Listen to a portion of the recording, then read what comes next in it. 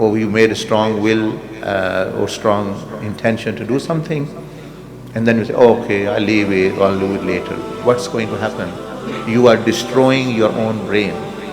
You are damaging your own brain. How? Your brain is thinking that is being programmed that make some intention and don't carry out is fine. So that habit or that thing can actually form in your brain, and you will have this disease every time you make a resolve, every time you make a strong intention and you are not able to carry out. And this is the result of because of you've been doing this again.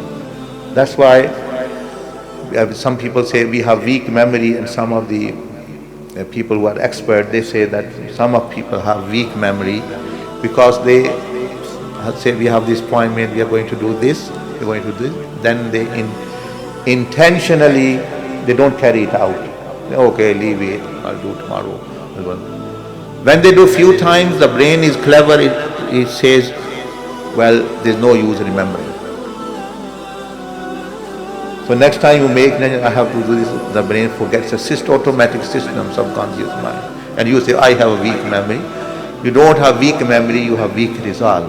Weak action. You are meaning making the brain weaker and weaker. So they say the strongest people, really willpowered, are those who live up to promises made to themselves, by themselves, by intention. No one is looking, not to your wife, not to the next person, not to anyone.